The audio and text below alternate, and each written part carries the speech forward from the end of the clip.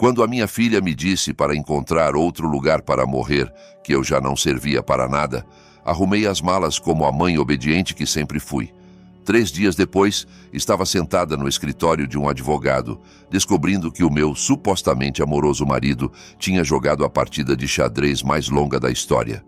A Vitória estava prestes a aprender que, por vezes, o peão se torna rainha. Deixa-me contar como passei de viúva sem casa para a mulher que segura todas as cartas.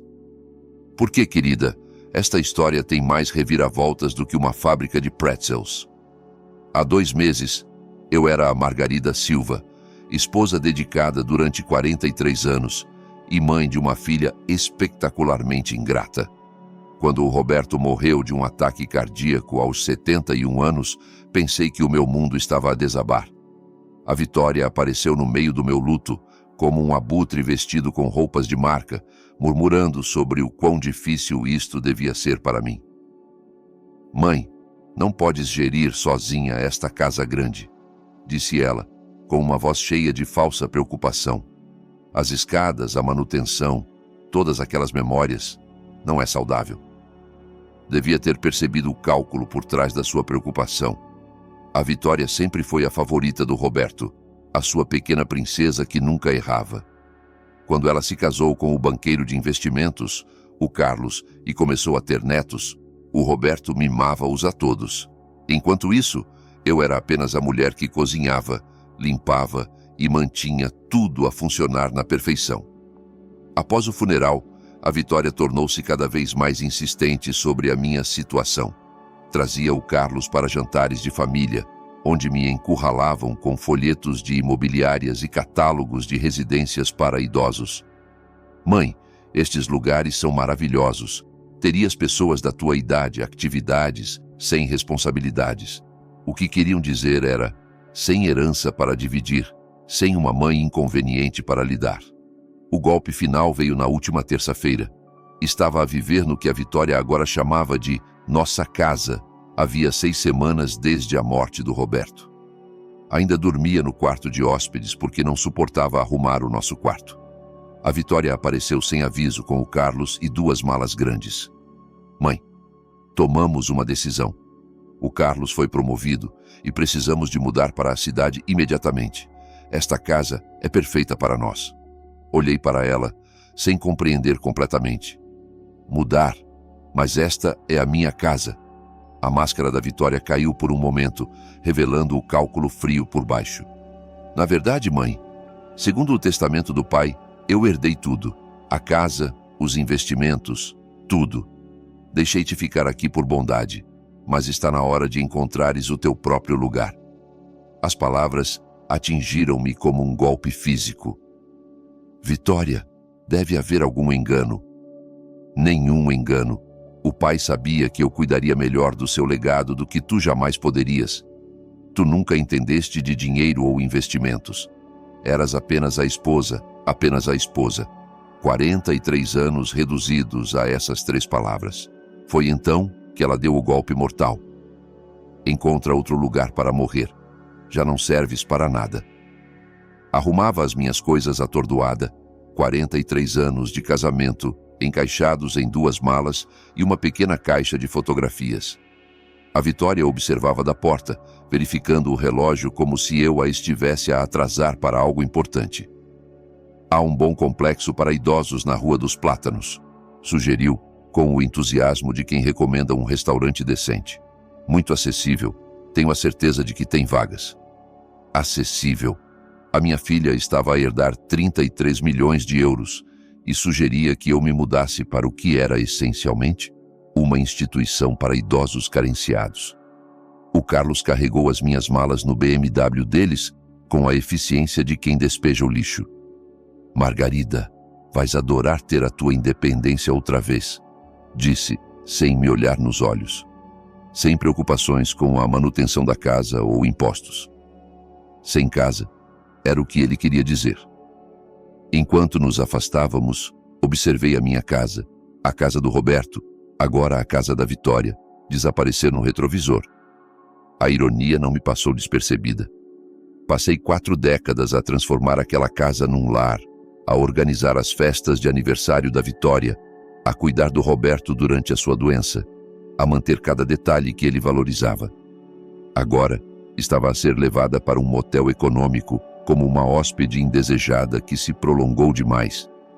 O motel Sol Poente era exatamente o que se espera de um lugar que cobra 49 euros por noite. Paredes finas, toalhas ainda mais finas e um tapete que vira melhores décadas. A Vitória entregou-me 200 euros em dinheiro, como se estivesse a dar uma gorjeta a uma empregada de hotel. Isto deve cobrir alguns dias enquanto te instalas, disse.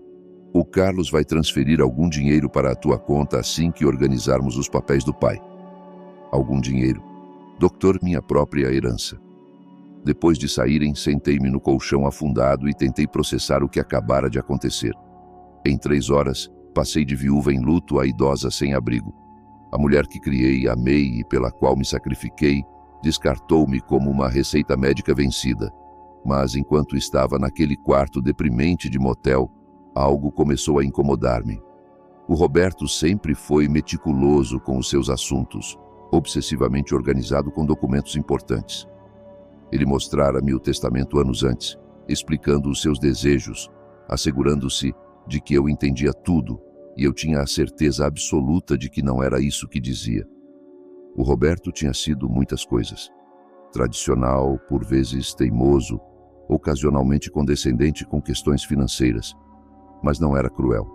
O homem que segurou a minha mão durante a morte da minha mãe, que me surpreendia com flores em cada aniversário de casamento, não me deixaria desamparada.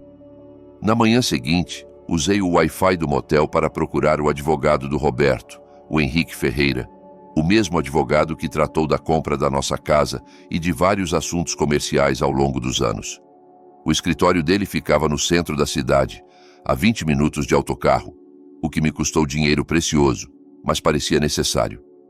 O Henrique Ferreira era um homem distinto, na casa dos 70, com olhos gentis por trás de óculos de armação fina. Quando a secretária anunciou que a senhora Silva estava aqui por causa do espólio do marido, ele pareceu genuinamente surpreendido. Margarida, minha querida, estava a perguntar-me quando virias. Tentei ligar para tua casa várias vezes, mas a Vitória disse que estavas a viajar. Viajar, foi o que a minha filha lhe disse. Sênior. Ferreira, preciso de perguntar sobre o testamento do Roberto. Ele pareceu confuso. Claro, a Vitória não te deu a tua cópia? Entreguei-lhe o original e várias cópias após a leitura. O meu estômago revirou. Houve uma leitura? Margarida, tu devias estar lá. A Vitória disse que estavas demasiado abalada, que ela trataria de tudo e garantiria que recebesses a tua herança. O sangue fugiu-me do rosto quando a realidade me atingiu. Senhor. Ferreira, nunca me foi dito nada sobre uma leitura. A Vitória disse-me que herdou tudo. A expressão do Henrique passou de confusão para alarme. Ele pegou numa pasta grossa, os movimentos subitamente urgentes. Margarida, isso é impossível. O testamento do teu marido é muito claro sobre a tua herança. Ele tirou um documento que reconheci, com a assinatura nítida do Roberto no fim, testemunhada e autenticada. Mas, enquanto o Henrique lia, percebi que a Vitória tinha mentido sobre tudo. Eu, Roberto Jaime Silva, em pleno gozo das minhas faculdades mentais e físicas, deixo à minha amada esposa, Margarida Ana Silva, o seguinte: a nossa residência principal, na Avenida das Acácias, 847, incluindo todos os móveis e pertences pessoais. Além disso, deixo-lhe 70% de todos os ativos financeiros, investimentos e contas, totalizando aproximadamente 23 milhões de euros. A minha cabeça começou a girar. 23 milhões de euros.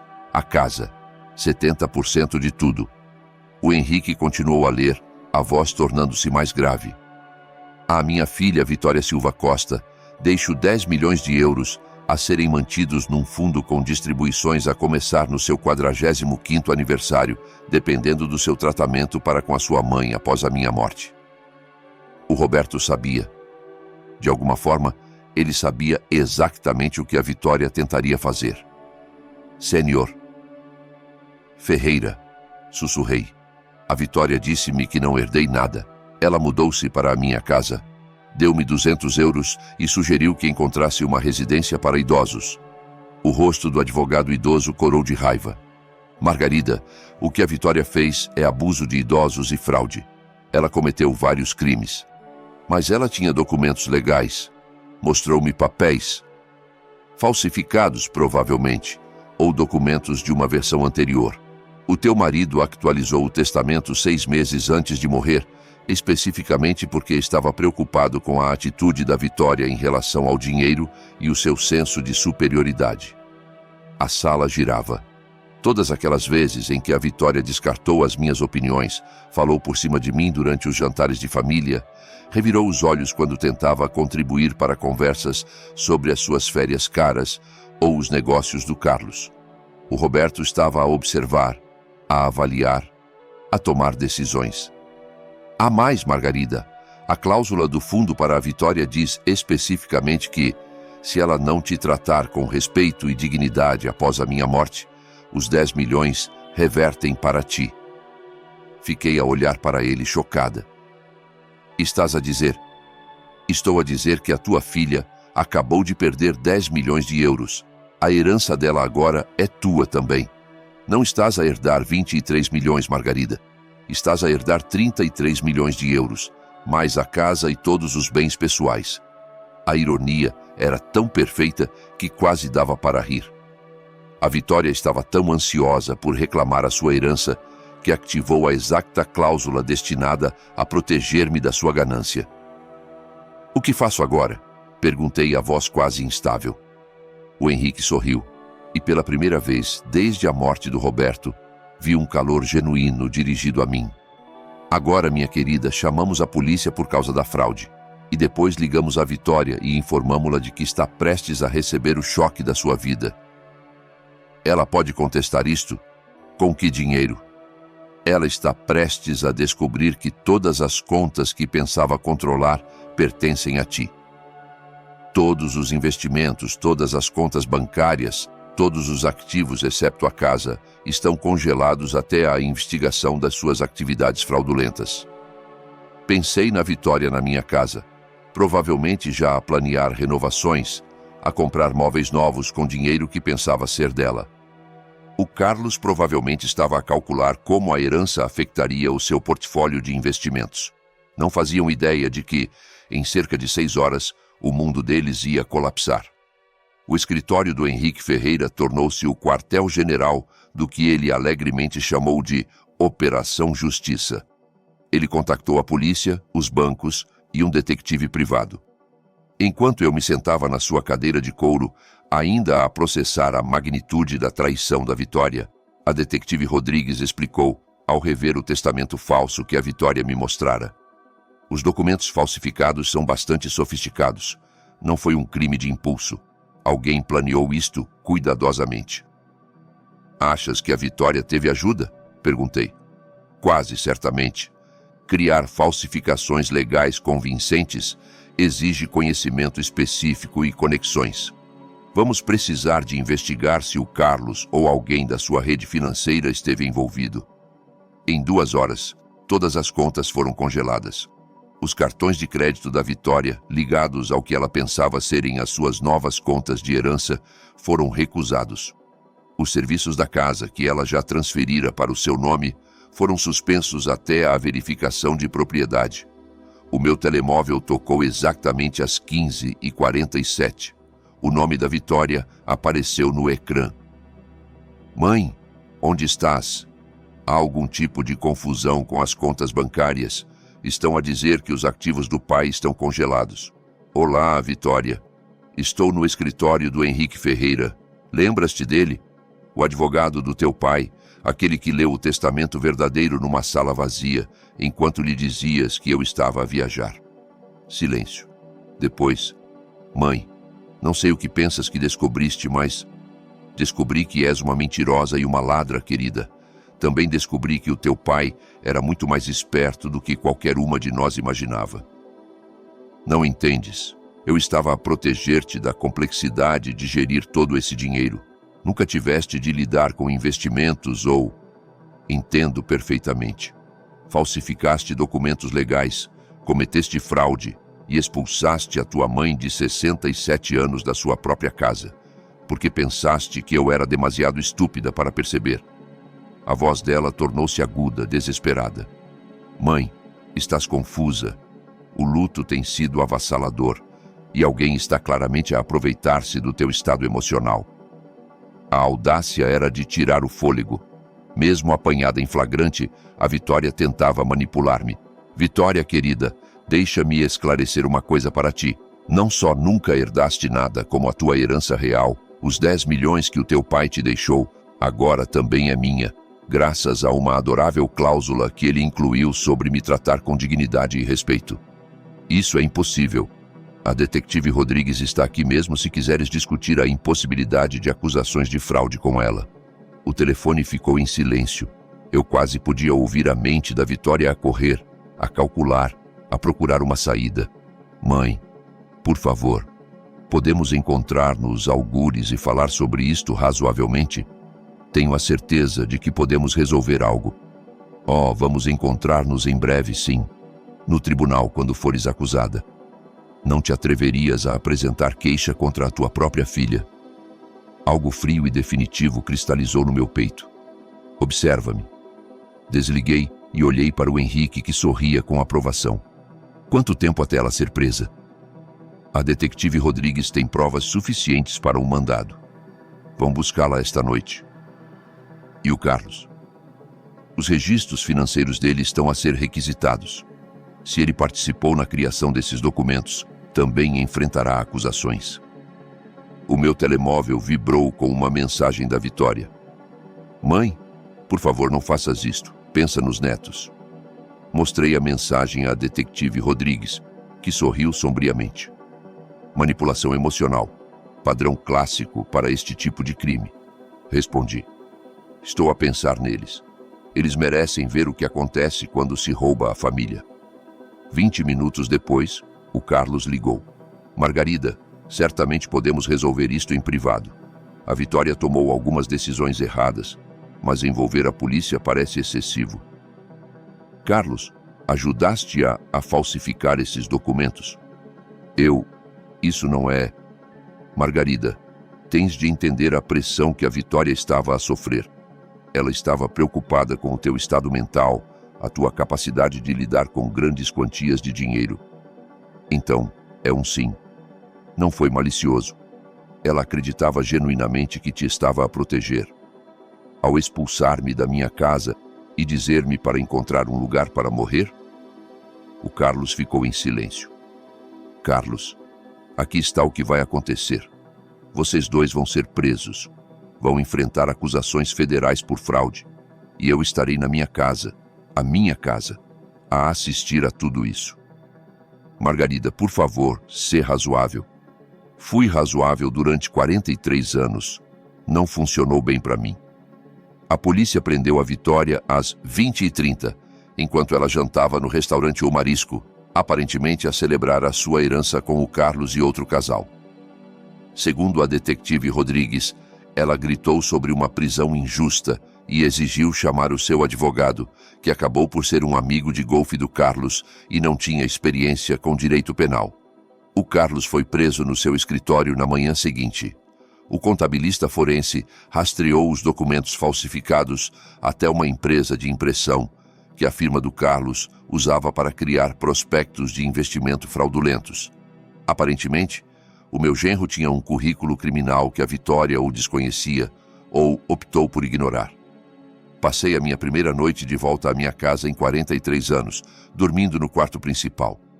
A Vitória já tinha movido os seus pertences para o espaço, substituindo a organização cuidadosa do Roberto pelo caos das suas roupas de marca e cosméticos caros.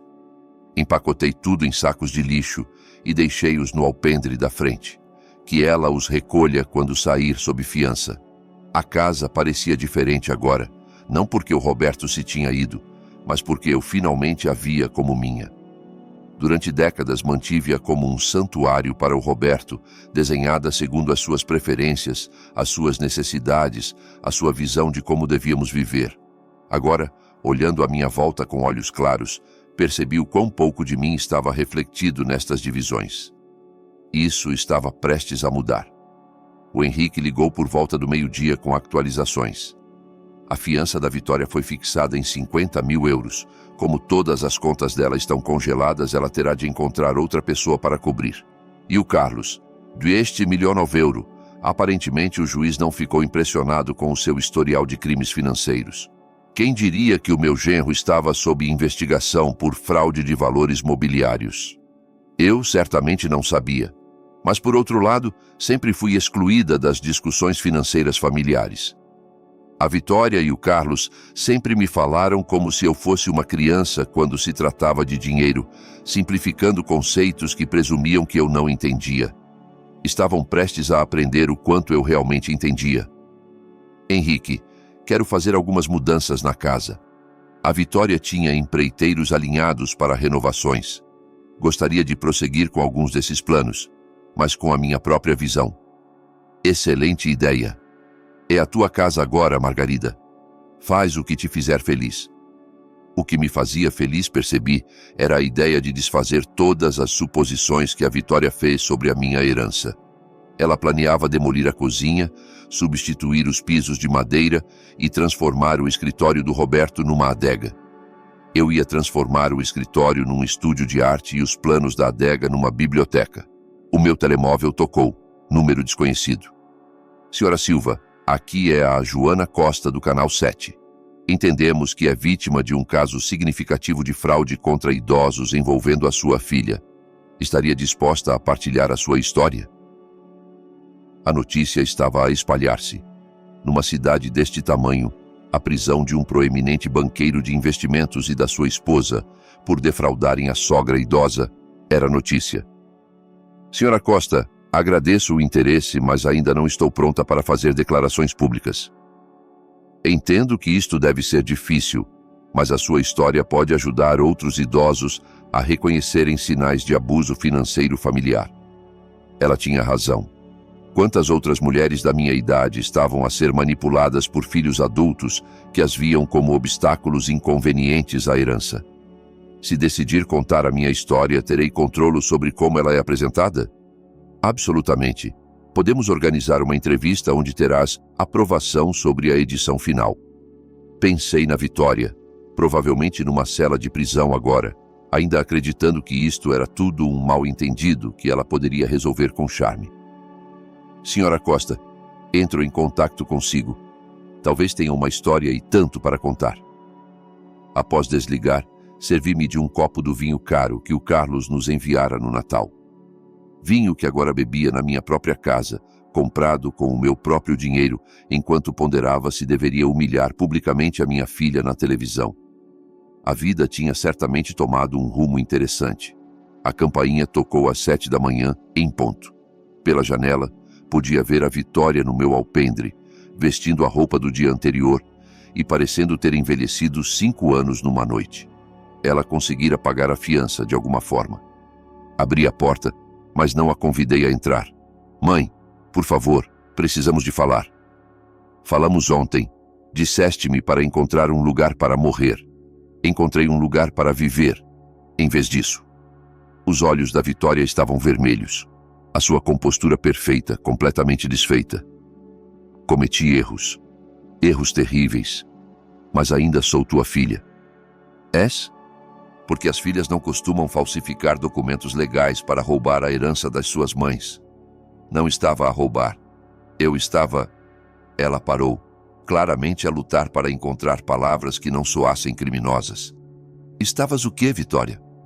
Estava a tentar proteger-te de tomar decisões financeiras erradas.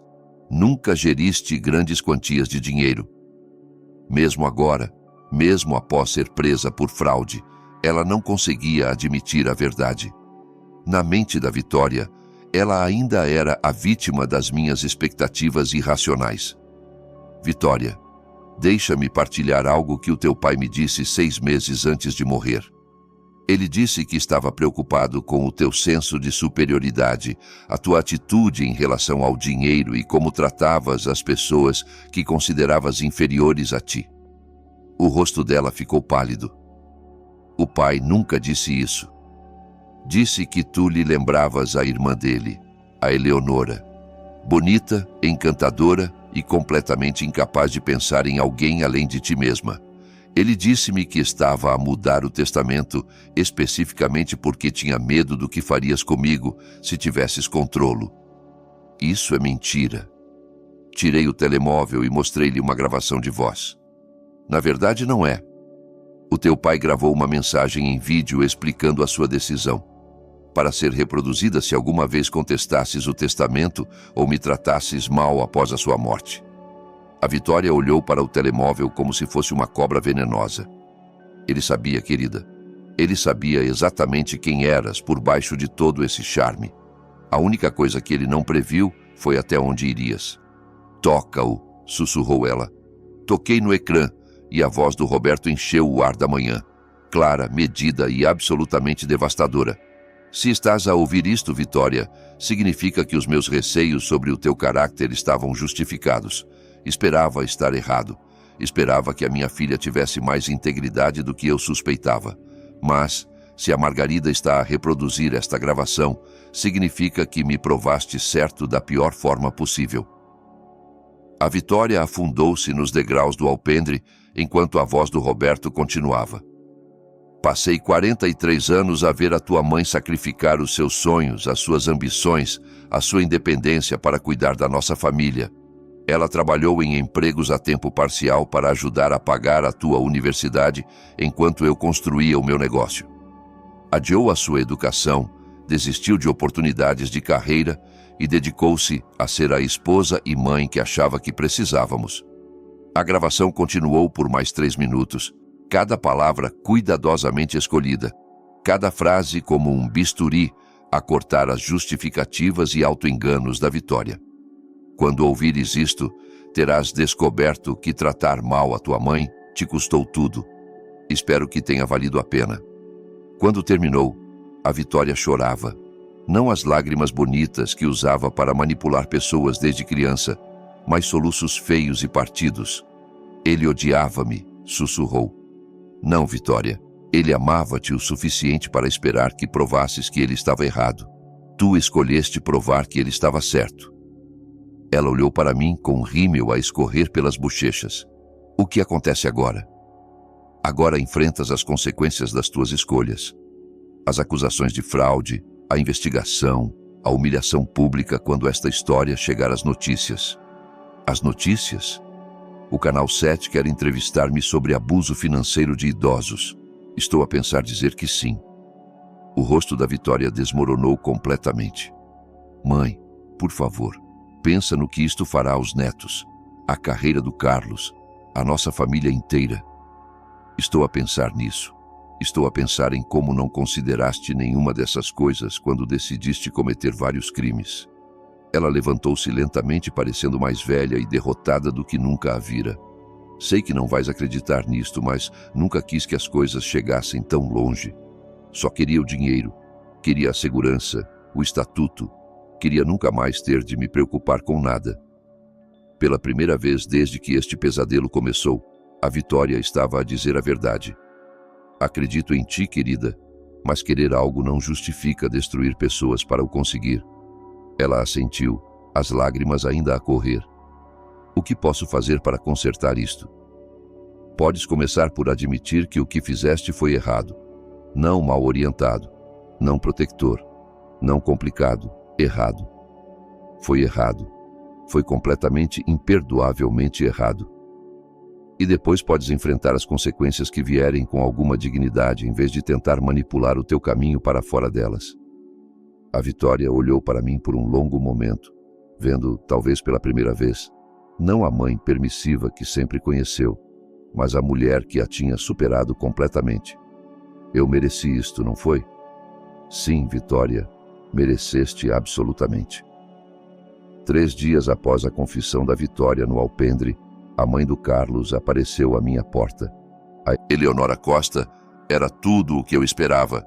Cabelo impecável, coberta de joias e a exudar o tipo de superioridade que só vem de 3 gerações de riqueza herdada. Margarida, precisamos de discutir esta situação racionalmente. Convidei-a a entrar. curiosa para ver que versão da realidade a família Costa tinha construído para explicar as acusações criminais do filho. A Eleonora instalou-se na minha sala de estar, como se me estivesse a conceder uma audiência.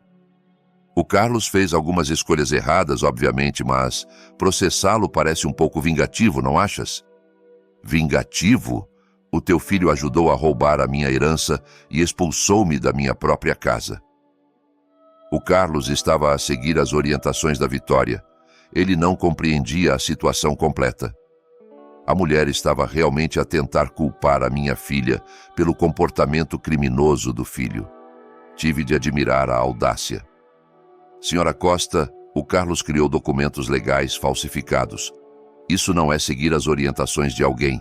Isso é conspiração para cometer fraude. O advogado do Carlos acredita que podemos chegar a um acordo que beneficie todos. Tu ficas com a casa, a Vitória enfrenta as consequências apropriadas e o Carlos evita a publicidade de um julgamento. Consequências apropriadas, como se os crimes da Vitória fossem uma pequena violação de etiqueta. Que tipo de acordo? A Eleonora sorriu, claramente acreditando que tinha encontrado uma abertura. A família do Carlos está disposta a compensar-te pelo teu inconveniente.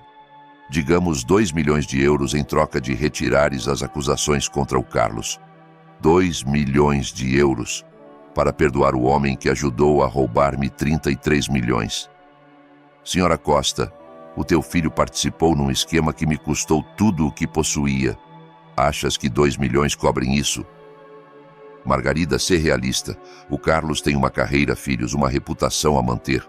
Mandá-lo para a prisão não serve a ninguém. Serve à justiça. A fachada polida da Eleonora rachou ligeiramente. Justiça?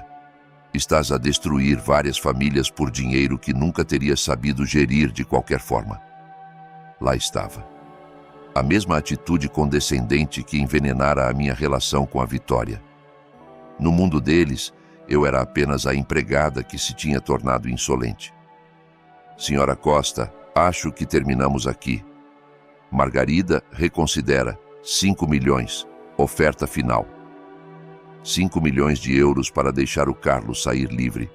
O montante era impressionante, mas o princípio não era negociável. A minha resposta é não. A Eleonora levantou-se, a compostura completamente restaurada. Muito bem. Mas devias saber que a equipa jurídica do Carlos encontrou informações interessantes sobre as práticas comerciais do teu marido. Seria lamentável se isso se tornasse público durante o julgamento. A ameaça era clara, mas eu não senti medo, apenas curiosidade. Que tipo de informações? O tipo que pode fazer-te reconsiderar quem era o verdadeiro criminoso nesta situação. Após ela sair, liguei imediatamente ao Henrique. Margarida, seja o que for que eles pensam que encontraram, não muda os factos dos crimes da Vitória e do Carlos. Mas pode afetar o caso? Potencialmente, se conseguirem confundir o suficiente, criar dúvidas sobre o caráter ou práticas comerciais do Roberto, pode influenciar um júri. Pensei no Roberto, no nosso casamento, em todos os segredos que poderiam estar enterrados em 43 anos de vida partilhada. Henrique, quero saber tudo sobre os negócios do Roberto.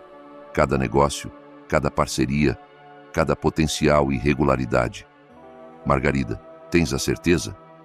Às vezes o passado é melhor deixar em paz. A família Costa está a ameaçar arrastar a memória do Roberto pela lama para proteger o filho criminoso deles. Prefiro saber a verdade primeiro. Nessa noite sentei-me no escritório do Roberto, agora o meu escritório, e comecei a analisar os seus arquivos sistematicamente. O Roberto era meticulosamente organizado, cada documento datado e categorizado. Mas, à medida que mergulhava nos seus registros comerciais, comecei a encontrar coisas que não faziam sentido.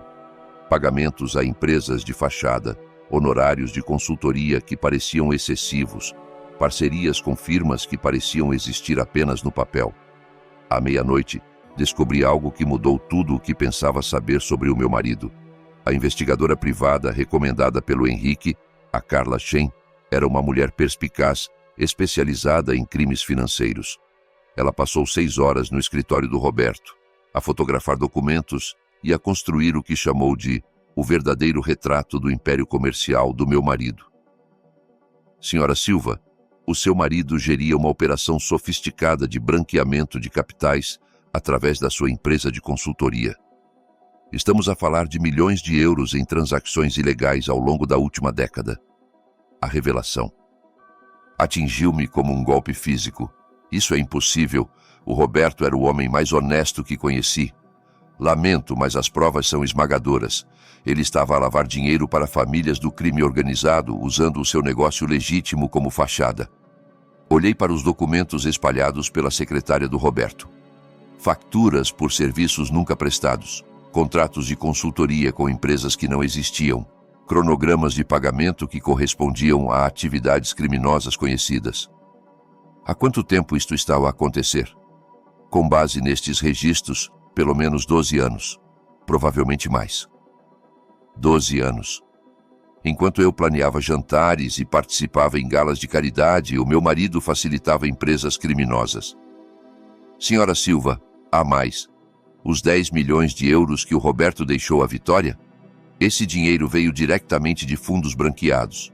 Se o FBI descobrir isto, vão confiscar tudo como produto de atividade criminosa. A sala começou a girar.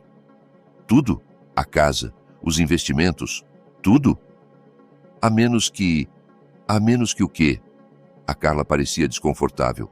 A menos que a equipa jurídica da Vitória e do Carlos já saiba disto e esteja a planear usá-lo como alavanca. Se eles denunciarem os crimes do teu marido ao FBI, podem negociar imunidade em troca de cooperação. A minha filha e o seu marido não eram apenas ladrões. Eles seguravam uma arma nuclear sobre a minha cabeça. Quais são as minhas opções? Legalmente?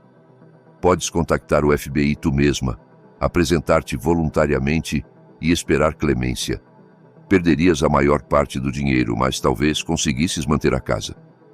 E se não o fizer? Os advogados da Vitória e do Carlos provavelmente vão vazar esta informação estrategicamente. Perderás tudo de qualquer forma. E também enfrentarás acusações potenciais por beneficiários, sem saber, de atividade criminosa. Pensei na confiança presunçosa da Eleonora Costa, na sua certeza de que eu aceitaria a oferta de acordo. Eles sabiam dos crimes do Roberto desde o início. Carla, como é que eles descobriram isto? O Carlos é banqueiro de investimentos.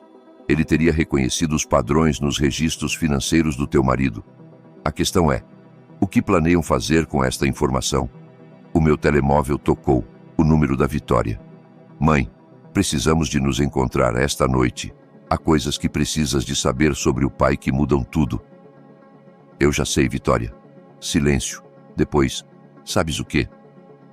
Sei sobre o branqueamento de capitais. Sei sobre as conexões criminosas. Sei que tudo o que o teu pai nos deixou está manchado. Mãe, ouve-me com atenção. Os advogados do Carlos contactaram o FBI. Eles estão dispostos a deixar-nos renegociar a nossa situação. Que tipo de renegociação? O Carlos obtém imunidade em troca de fornecer informações sobre a rede criminosa do pai. Tu ficas com 5 milhões de euros e a casa. O resto vai para o governo. E tu? As acusações de fraude desaparecem. Todos saímos deste desastre. Era brilhante de uma forma sociopática. A Vitória transformara a minha vitória moral numa vantagem estratégica dela. Vitória, estás a pedir-me para te ajudar a lucrar com os teus crimes, explorando os crimes do teu pai. Estou a pedir-te para seres prática. A alternativa é perderes tudo e potencialmente enfrentares acusações tu mesma. Olhei à volta do escritório do Roberto, vendo-o claramente pela primeira vez.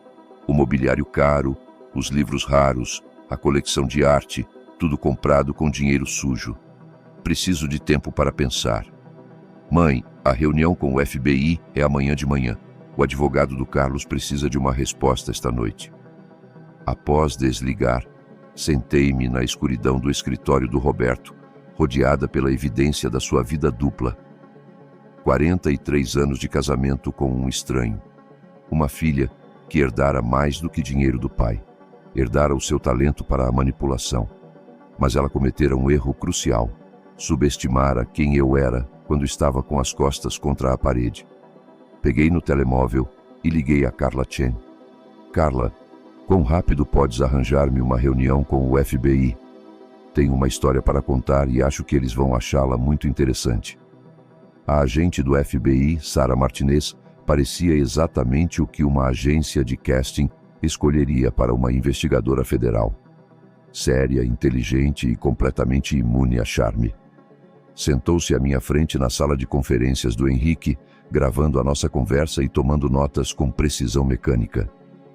Senhora Silva compreende que, ao apresentar-se voluntariamente, está potencialmente a admitir que beneficiou de lucros criminais. Compreendo, mas prefiro contar-vos a verdade do que deixar a minha filha e o marido dela manipularem esta situação em seu favor. Expus tudo. O negócio oculto do Roberto, o esquema de fraude da Vitória, as falsificações do Carlos e a tentativa de extorsão disfarçada de oferta de acordo. A tua filha acredita que pode trocar informações sobre os crimes do teu marido por imunidade das suas próprias acusações? Exatamente. E ela pensa que vou cooperar porque tenho medo de perder tudo. A agente Martinez sorriu pela primeira vez. Tens medo, senhora Silva? Agente Martinez, há 2 semanas, eu era uma viúva em luto a dormir num motel econômico. Hoje estou aqui a confessar voluntariamente a agentes federais sobre a empresa criminosa do meu falecido marido. O medo já não é a minha emoção principal. O que é, então? Raiva.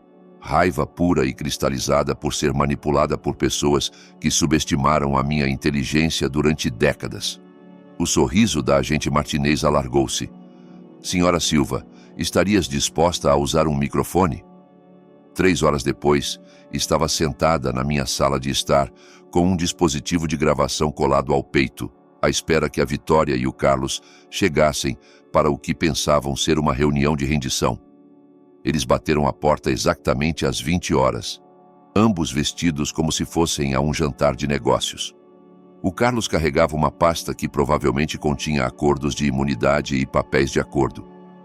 Mãe, estás com o melhor aspecto do que nas últimas semanas, disse a Vitória, beijando-me a bochecha como se nada tivesse acontecido.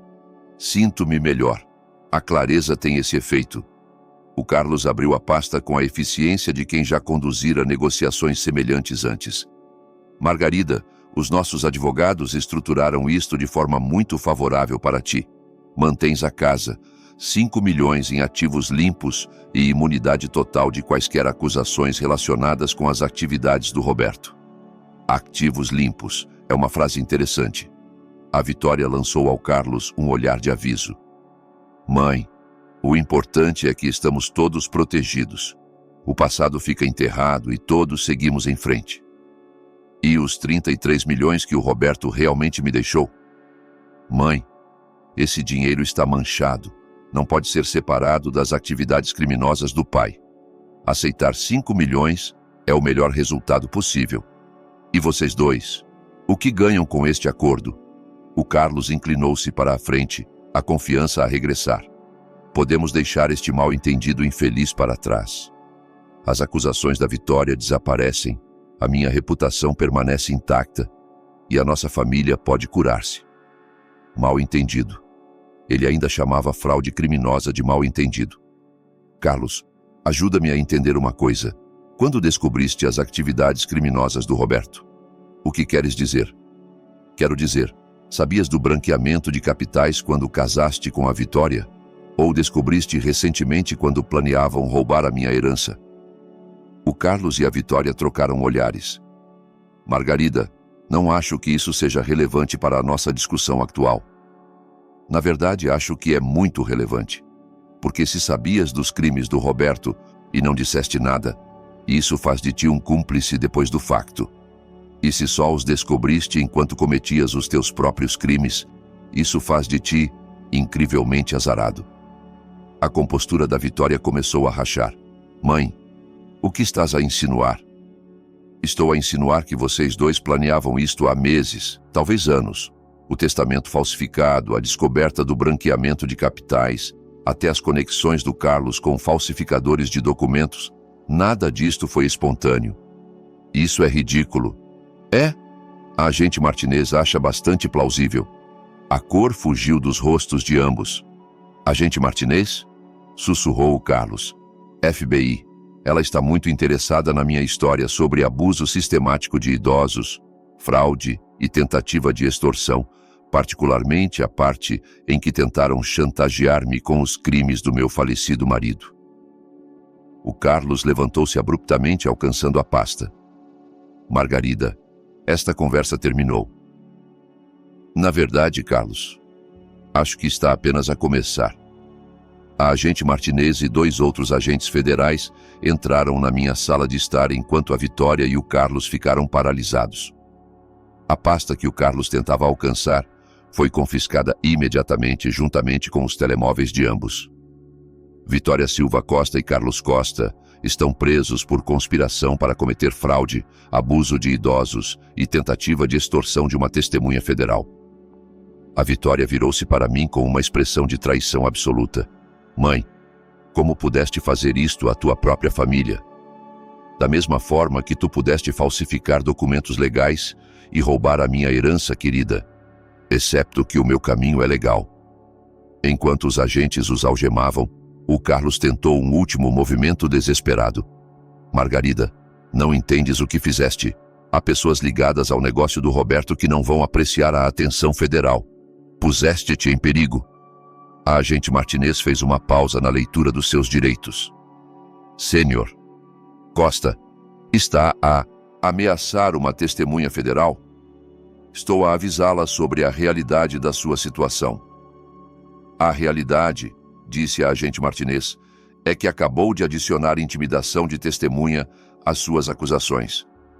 Após serem levados, a agente Martinez sentou-se novamente à minha frente. Senhora Silva, o aviso do Carlos pode não ser totalmente vazio. O seu marido estava ligado a pessoas perigosas. Quão perigosas? A família criminosa Torino, principalmente. Eles têm usado negócios legítimos para lavar dinheiro há décadas. A empresa de consultoria do seu marido era uma das suas operações mais bem-sucedidas. O nome não me dizia nada, mas a expressão da agente dizia-me tudo o que precisava de saber. Estás a dizer que estou em perigo físico real? Potencialmente. Mas há algo mais que deves saber sobre a operação do teu marido. Algo que muda tudo. A agente Martinez tirou uma pasta grossa, do tipo que sugeria meses de investigação. Senhora Silva, o seu marido não estava apenas a lavar dinheiro para a família Torino. Ele era um informante do FBI. Durante 12 anos, forneceu informações sobre as suas operações, enquanto parecia facilitar o branqueamento de capitais. O mundo inclinou-se para o lado. O Roberto trabalhava para o FBI, operação secreta, investigação a longo prazo. A operação era tão sensível que nem os escritórios locais do FBI foram informados. O seu marido estava a ajudar-nos a construir casos contra várias famílias criminosas. Mas o dinheiro era real. O FBI permitiu-lhe ficar com uma percentagem dos fundos branqueados como pagamento pela sua cooperação e para manter a sua cobertura. Tudo o que ele te deixou foi ganho através de cooperação federal legítima. Olhei para ela, tentando processar esta revelação. Então, os 33 milhões são legalmente meus. O teu marido morreu antes de a investigação terminar, mas a sua cooperação ao longo de 12 anos levou diretamente a 47 prisões e a apreensão de mais de 200 milhões de euros em ativos criminais. Por que é que ninguém me disse? Porque a investigação estava em curso e porque não tínhamos a certeza do teu envolvimento ou conhecimento. O esquema de fraude da tua filha e do teu genro ajudou-nos a confirmar a tua inocência. A Vitória e o Carlos não sabiam de nada disto. Suspeitavam de atividade criminosa, mas não faziam ideia da cooperação federal. Estavam a planear chantagear-me com informações que teriam, na verdade, exonerado o meu marido. A ironia era tão perfeita que quase parecia poesia. A Vitória tentou roubar a minha herança 2 vezes, uma através de fraude e outra através de chantagem, com base em informações incompletas. Agente Martinez, o que acontece agora? Agora, recebes o teu dinheiro de volta, a tua filha e o teu genro enfrentam acusações federais, e tu decides que tipo de vida queres construir com a tua herança legítima. E o perigo que o Carlos mencionou. A família Torino estará demasiado ocupada a lidar com os seus próprios problemas legais para se preocupar contigo. Estamos a executar mandados de busca em 3 estados amanhã de manhã. Olhei à volta da minha sala de estar, vendo-a novamente como o local da minha ressurreição, em vez da minha humilhação. Agente Martinez, posso perguntar-te uma coisa? Claro. Na tua opinião profissional, sou uma pessoa terrível por sentir satisfação com a prisão da Vitória? A agente Martinez sorriu. Senhora Silva, na minha opinião profissional, és uma mulher que recusou ser vitimizada. Isso não é terrível, isso é inspirador. 6 meses depois, estava na cozinha da minha casa renovada, a fazer café para 2. O sol da manhã entrava pelas janelas novas que realmente abriam corretamente, iluminando as bancadas que eu mesma escolhera pela primeira vez em 43 anos. Bom dia, Margarida. A doutora Sarah Chen, irmã da Carla e a minha nova consultora financeira, apareceu na porta carregando uma pasta grossa de relatórios de investimento. Bom dia, Sarah. Pronta para a nossa revisão trimestral?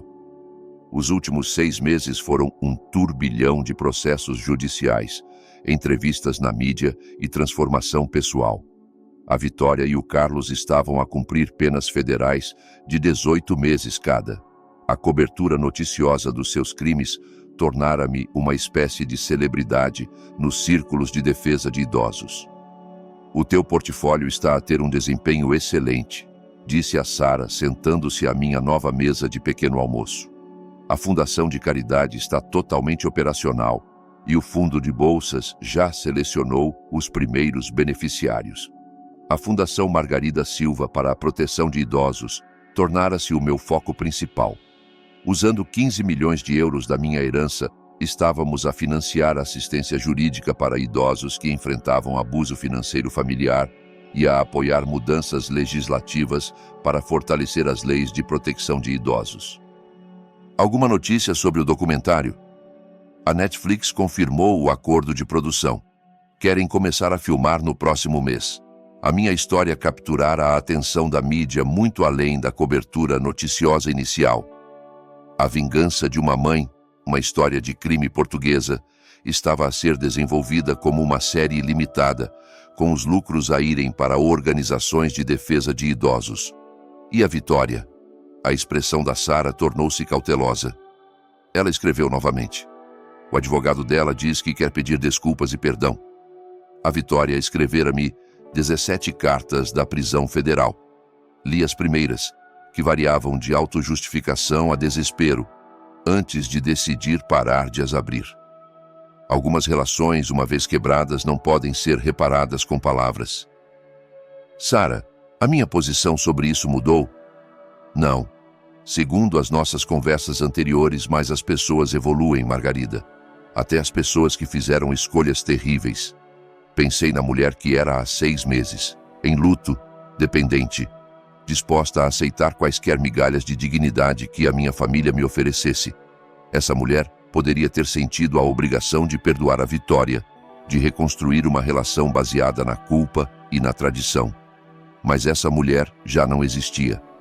Sarah, marca uma reunião com o advogado da Vitória, não para reconciliar, mas para esclarecer algo.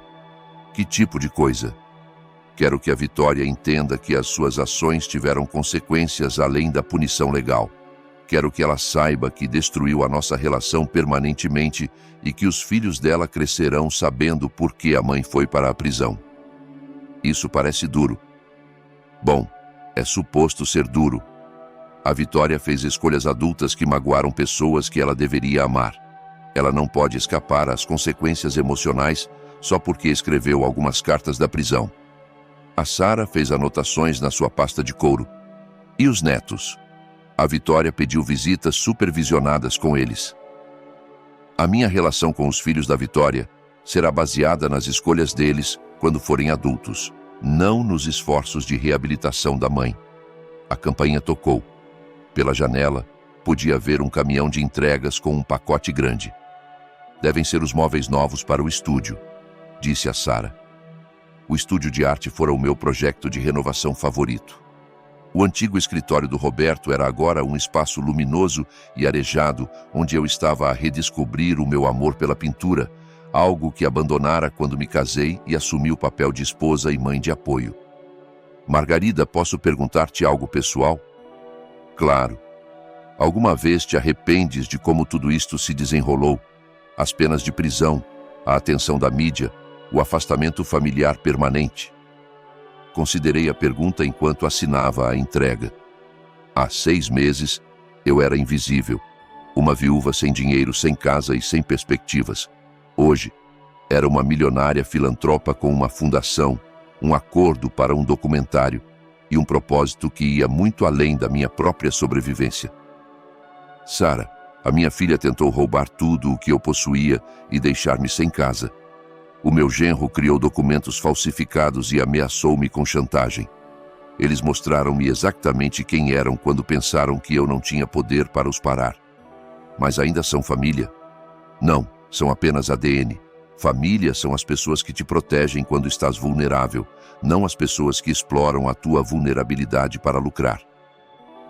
A Sara fechou a sua pasta, satisfeita com a minha resposta.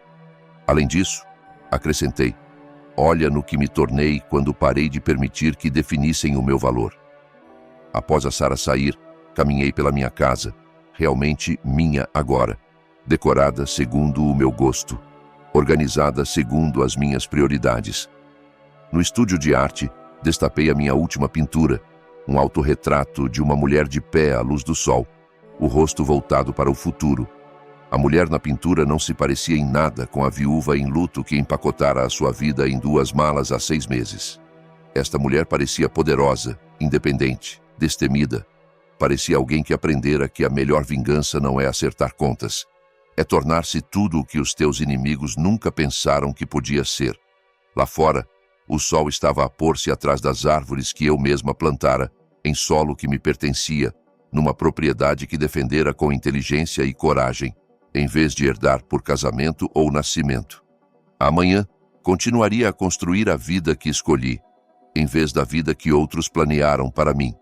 E se a Vitória quisesse reconstruir uma relação com esta mulher, seria melhor trazer muito mais do que cartas da prisão e desculpas vazias. Seria melhor trazer uma transformação completa, uma que igualasse a minha. Obrigada por ouvirem. Não se esqueçam de subscrever e sintam-se à vontade para partilhar a vossa história nos comentários. A vossa voz importa.